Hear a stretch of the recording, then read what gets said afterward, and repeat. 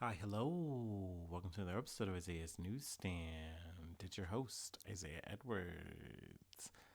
The date is March the 8th, 2024. Hopefully, this episode finds you well in good spirits and high hopes. As for me, I'm doing pretty good. Let's see, work was good. I gotta say, happy Friday. Happy Friday to you. Hopefully, like I said, the vibes hit, they carry to you whatever day you're listening to this on. But yeah, my Friday was solid. It was good. Work was. I felt diligent. I didn't get too bored or anything like that. I will say though, we started off the day kind of sad, kind of bummer. Akira Toriyama died. I'm actually starting off the episode with that news. But from Japan Times, Dragon Ball creator Akira Toriyama dies at 68. He passed away, I believe, March 1st from a blood clot. The family kind of, handled the, matters, and I completely understand that. But there's going to be dates, farewell events, just they haven't been scheduled yet. But yeah, I mean that hit me, and I was really bummed about that. But I put on my Dragon Ball Z shirt, and it was nice to see pretty much on all the social media like that I'm on, everyone kind of talking about it in some kind of way, or memeing about Dragon Ball, or like sharing like art or work like that was inspired by it. I don't know. I love that we all kind of rallied around in this kind of moment because it really mattered to us. Because especially if you're like a Toonami kid, like this was just like something new, something awesome. It was Dragon Ball Z, and you wanted to like just learn so much about it. And yeah, I mean, it's cool that the world's grown, and he was always, attached to this work and cared about the work and was growing the work. And it's still a thing. Dragon Ball Super is still a thing. They're still making games and things of that nature. So yeah, actually, speaking of the games, I was watching a Dragon Ball Z Kakarot game trailer, and it was just getting me misty eyed. Ugh, it was emotional. But anyway, so obviously flowers to him, condolences to the family, all that. But yeah, back to myself, of course. Food corner. What did we eat? I had Korean fried chicken and rice. It was very yummy. I got a little weird with it, a little scran with it, and I had some tortillas kind of more or less remaining, so I just put them up and ate that as well. And I had I think they're called lumpia or whatever, but I think they're Vietnamese egg rolls, if I'm not mistaken. I might be getting that totally wrong. By all means, come for me, cook me. That's my bad. Hopefully, I'll check the box and get it right next time. But yeah, no, they were good. It was it's nice to kind of switch it up a little bit, But yeah, overall, my meal was good. It was yummy, and I'm feeling good, feeling solid, and yeah. So we carry on. We move on now. Let me do my startup. Yeah, let me get right. Let me do a little cheers toast, if you will. You want to call it that today? But yeah, blast off.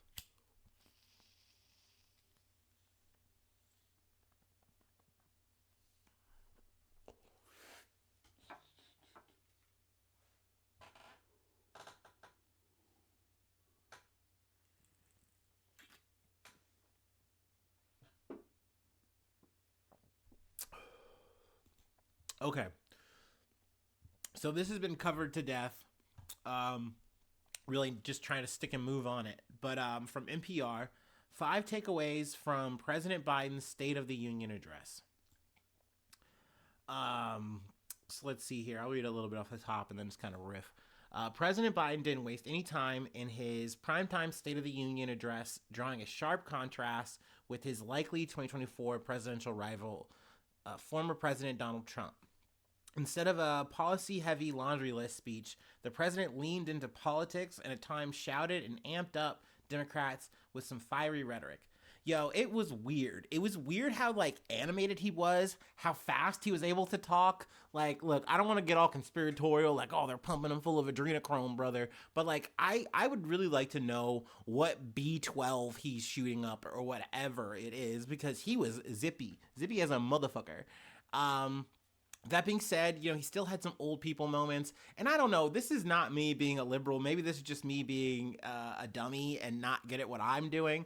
But like, anytime he kind of like fucks up like a thing, a name, a person, and has like a senior moment or whatever, I'm like, on that, maybe he's just like me for real. Woo. I don't know. Like, I be feeling bad for him because I do it too, and I see my mistakes very glaringly in others around me. I found that I relish that in a way, but in this situation, I go, oh damn, he is kind of like me in that. And to be fair, he is good to rope a dope Donald Trump into these kind of things, and he was also good to like do it without like saying his name over and over again. He would like say his predecessor and da da da da.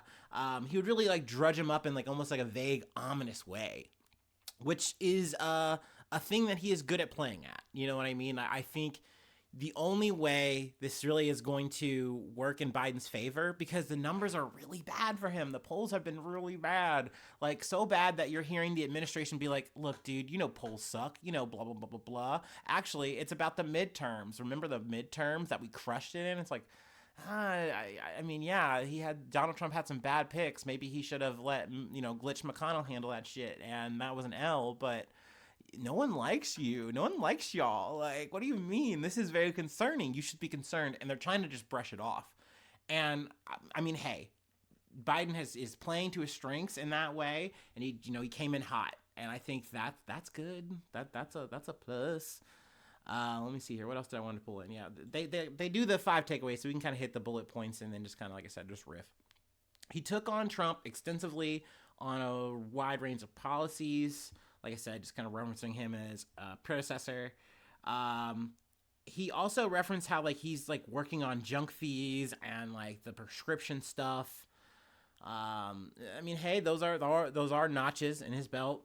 I know he referenced infrastructure that got mentioned. We'll just zoom on to the next point. He also talked about reproductive rights are front and center for the 2024 campaign. So, talking about how Roe v. Wade needs to be reinstituted. They were like, some of the justices were, there for the State of the Union, and like he more or less addressed them and, kind of used them as a talking point.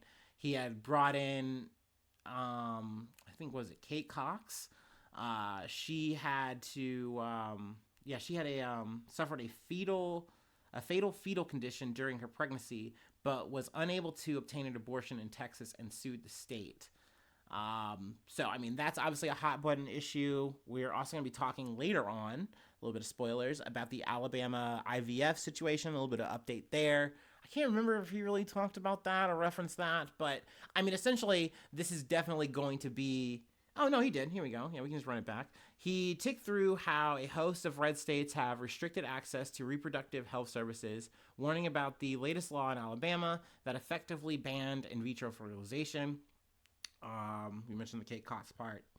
So, those are good notes to hit. Those play into his favor.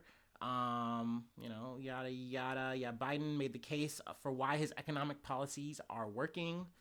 God, I don't think he said Bidenomics. I didn't hear any mention of that, but I mean, I will tell you, I did not stay up and I did not watch this shit throughout. Now, I looked at some clips. No, thank you. I'm not looking into the abyss that long. I don't need to. There's also a counter that happened too that I should probably mention or get into. That was made by like, what was it? Like I think the youngest Republican in the party or whatever. And it was pretty scathing about immigration, which I think is the next subject that they wanted to hit. Border security. Yeah, we're just zooming along here. I really do not care. 4 was border security provoked a GOP response and blame game. Which that was like maybe the most spiciest moment because him and Marjorie Taylor Greene got into it. I guess prior to it, there was a...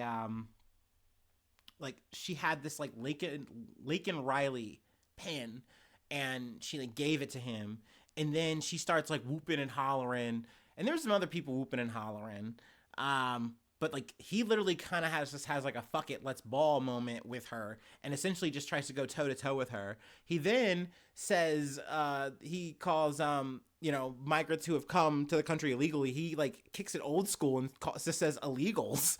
And it's like, whoa, like hold up now, wait a second. Progressives definitely hated that, and it's understandable. I definitely, just to kind of make this about myself again, I recall even just kind of going through this news, and I had to check myself after an episode, realizing like, oh, I'm not using the right verbiage anymore, and it's so weird that I didn't clock that before I went on this episode doing what I fucking do. But yeah, like that's fucked up, and it's weird that he didn't check himself there. I would call that even a senior moment. But I think some of the defenders of Biden are like saying, "Oh no, he was just like matching her verbiage, her tone," and I don't know, maybe. But so they kind of had a little bit of a shouting match, yada yada yada. But then he gets back on point, and tries to say more or less that like, no, I'm trying to do that shit. I'm trying to lock down this border, and also throws it back at the Republicans saying like, no, I gave you guys a chance like to work this out, and you guys are shooting down the policy because the former president doesn't like it. And you can say that's a good point in his favor, tip of the hat. But I don't know. I truly do not know. Kind of moving on to the next point here is Biden addressed critics on his, I hate when they do that, the Mid-East policy. Just say Middle East. On his Mid-East policy, stepped up criticism of Israeli leaders. Now, this was a zigzagging kind of moment where, of course he does the Hamas is bad, and, we need to, help Israel, da da da da. But then he does try to temper that with saying that we need to, secure, humanitarian life. I'm just deeply paraphrasing here at this point. But it's matching this rhetoric of like, oh, we're really trying to like be zesty against Israel. Meanwhile, we're giving Israel all the tools and the weapons of war to do the genocide that they're doing. And we are going out of our way to like kind of soften the blow with this fucking aid. Another thing we're about to get into that literally winds up killing people now. But hey, like we could just call for a ceasefire, but like just do a temporary one. Please just do a temporary one. And it's like, no, they're not. And not to mention, none of this rhetoric is helping you. I don't think saying it this way is actually going to get you any real support outside of this room. So I don't know. And I know I'm kind of wording this very poorly. That's on my bad. But, hey, like I said, you can always cue this up and, go through it yourself if you'd like. But let me go ahead and move on to my next point. From CBS News, 5 people killed in Gaza as aid package parachute fails to deploy. Officials and witness say. So yeah, this is very sad. This is very fucking unfortunate. Officials from Gaza Hamas-run Ministry of Health and an eyewitness told CBS News that 5 people were killed Friday by an aid airdrop package when at least one parachute failed to deploy or failed to properly deploy, and a parcel fell on them.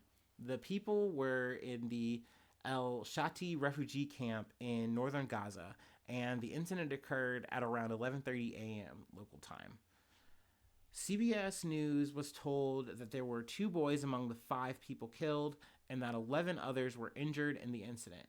The exact ages of the casualties was not clear, but those injured were said to be between 30 to 50 years old.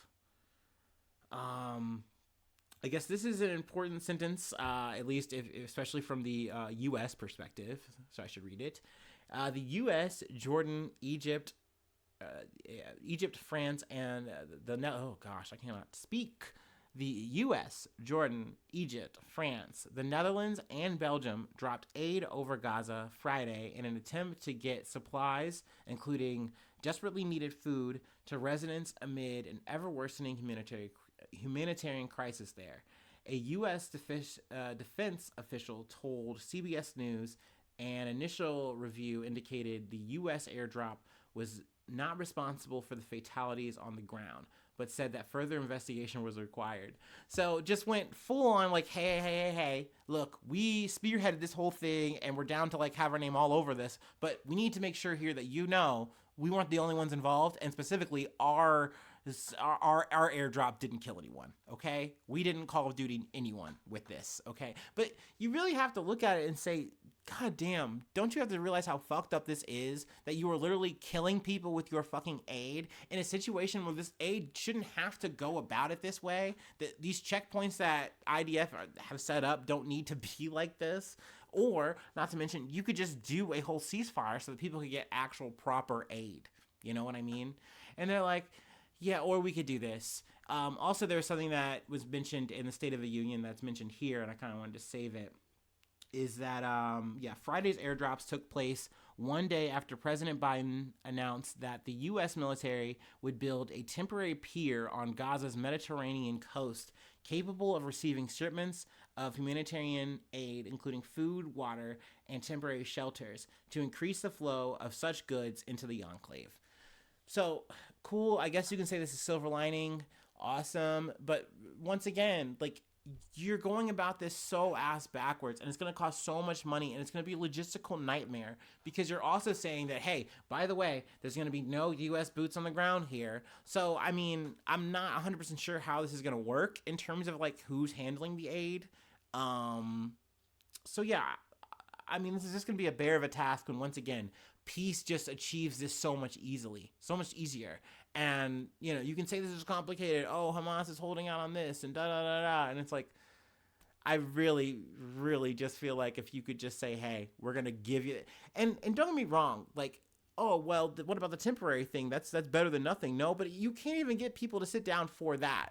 Like, so I'm vexed on this issue. And it's very frustrating. That we're literally at this point of saying like, oh, we'll just literally build a pier for aid, and it's like, how much money and how much effort is that going to cost and take when you could literally once again just have just a piece set up? And it's like, no, of course, and this article does it. They always do, where they have to say, hey, don't forget what Hamas did on October 7th. Don't forget it. Okay, that's why we're here. We got to get those hostages back. And it's like, okay, yes, I totally understand. I get you. I understand why these negotiations are hard. But I don't know. I know getting to that is a whole other thing, and I can make a whole other article discourse about that. But I have other chickens on the fire, so let's go ahead and cover them. From CBS News. Nigeria media report mass abduction of girls by Boko Haram or other Islamic militants near northern border. There were reports emerging Wednesday that Islamic militants had abducted dozens of people near Camp for internally displaced people in northeast Nigeria. Local media outlets said most of the people taken had been staying at the Baban Sansani IDP camp near the town of Ngala, but residents of other IDP camps in the area were also reportedly seized. Local media outlets said a large group of young girls and some boys were surrounded by armed fighters who then headed back into the surrounding bushland with their captives. The militants reportedly let some elderly people go. Borno State Police said the attack took place on the afternoon of March 1st, but it could not confirm the number of people kidnapped or still missing. Local media outlets reported widely varying figures, saying anywhere from 50 to 300 people had been taken hostage, but there was no immediate confirmation from Nigerian officials. I feel like so far the only number I've heard is 200 to 300 people. So that's very sad and very disconcerting. But I really want to read more here because this is very informative shit. I've been kind of just learning throughout the day. But the Nigerian Daily Trust newspaper quoted an unnamed source inside of the Baba Sansani camp as saying the fighters were from the Islamic extremist group Boko Haram, which has waged a campaign of terror across northern Nigeria for more than a decade. The group was behind the 2014 abduction of more than 200 girls from the town of Chibok. Now, that's a very important moment that I've heard referenced a lot today because apparently how that went down was they went in to, like, I think it was like a school, and they were essentially trying to get like supplies, and it was like more like a raid of sorts. But then they got the idea of saying, "Oh, we're gonna take these girls too," and they took the girls and then they ransomed them, and they got from this ransom a lot of money and a lot of attention. And they said, "Oh, we can do this again." And apparently, I guess there's another group as well. Let's see, which is an ISIS affiliate, the Islamic State West Africa Province, or ISWAP. Um, they had kidnapped at least 47 women in an attack. The AFP said Ali Bukar, with the Ngala local government information unit, had heard the number of abducted could be higher. So yeah, I don't know if that was in congruence with the event that took place on March 1st, or if that's for the 2014. Might be getting that construed in this article. But essentially, this has become more of a tactic. It isn't like happening all the time every day, but it isn't like it's happened before. It's happened post 2014. This is just like the biggest one kind of since then. So obviously this is super unfortunate. Kind of just now getting news about it as of today, learning a lot about it. If I pick up any more information, I definitely will, be bringing an update. This article does have more information, but I feel like I'm kind of already in the weeds here, so I want to kind of zip on to the next and last thing that we have to cover for the day. We'll call it that. We'll call it like that. All right, feels Friday, man. I don't know. Okay, I'm gonna take my last break. Hopefully, I'll chill out. I'm in my head today. But yeah, I'm gonna do my thing, and then we'll go ahead and close it.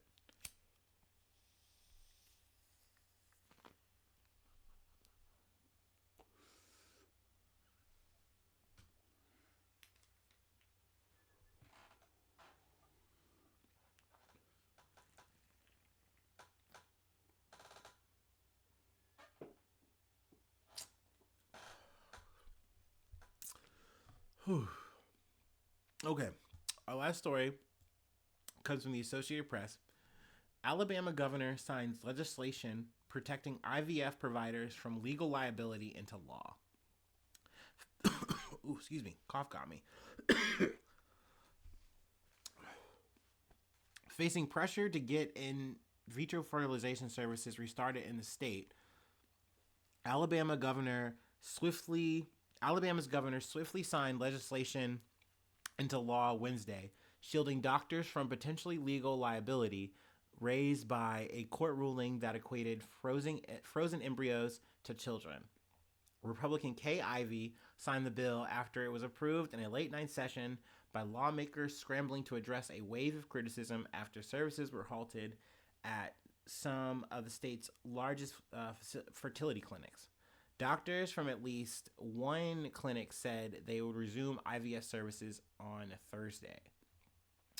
So, I mean, this is a good thing in a lot of senses, but this is also a very narrow, carve out. And so it's like cool that, some people are going to be able to get back on it. I know that a lot of IVF services are very time sensitive, down to the day, down to the hour. So like getting held up like this can literally just ruin the whole fucking thing. Might ruin your whole chance at having a baby. So, I get it. But I want to read this highlighted portion. The new law, which took effect immediately, shields providers from prosecution and civil lawsuits for the damage to or death of an embryo during IVF services. Civil lawsuits could be pursued against manufacturers of IVF-related goods, such as the nutrient-rich solutions used to grow embryos, but damages would be capped to the price paid for the impacted in vitro cycle. So, this is good in the sense of, it protects you from the situation that kind of happened where it's like, hey, we're trying to say the embryos are lives and you're potentially, committing murder.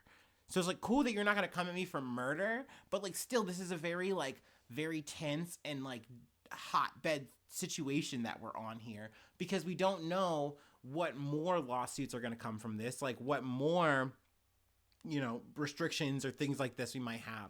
So, oh my gosh, I got to burp, but who knows what's gonna come. So like I said, I feel like we're definitely on a slippery slope here.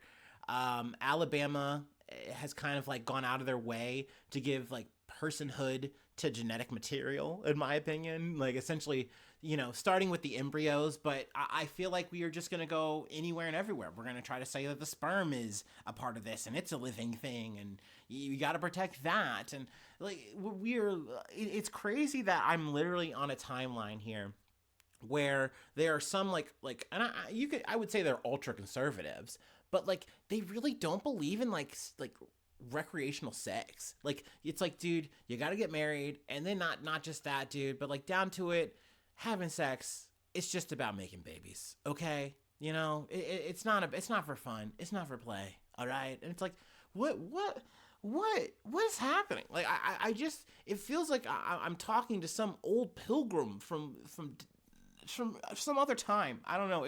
It's crazy that we live in this world, but there are people who think and feel like that, and it boggles my mind. But yeah, I am I'm yapping in trying to make sure that shit does not happen. Okay, I don't know. But yeah, I think that's where I want to leave it for today. That's where I want to call it. I know this was a real slop knocker, and I feel really bad. Sometimes I just get really real with you guys. This wasn't it, and I feel bad. I didn't do Akira Toriyama justice, and here I am not doing y'all justice. And hey, it is what it is. I'm gonna dust myself off and try again tomorrow. But I gotta chill because that's also part of this bit. Okay. If you'd like to help out and support the effort, you can become a newsie today. I shout you out at the top of the month. Plug a project if you like. Feel free ways to hit me up at saynews1@gmail.com. And then you can follow me on the podcast on any of the socials. I'm pretty much there. And if you're there and I'm not there, I don't know, go back to the email and tell me, and I might get on it. But yeah. The best thing that you can do to help out outside of listening, I mean, that's the coolest, rawest way to help out and be a pal. The YouTube, I'm really trying to grow that. More subscribers, more power. I don't know. It just feels good to see that number go up. But yeah, while you're on the episode, hit the like button, leave a comment. Sharing is always caring. And if you're not listening to the YouTube, you refuse to go there for whatever reason, that's okay. Any cool review, any cool, like all the stars, that helps. Yeah, I mean, like I said, listening is really cool. I mean, you're here now listening to me shill and like be self-deprecating, so that's crazy. Like, wow. Thank you for being here with me at the bottom of the well. But yeah, you're a real pal. You're a king, queen, or whatever you want to be. Like, hell yeah. Hopefully I see you soon for some more good news. I love you. Bye-bye. Mwah.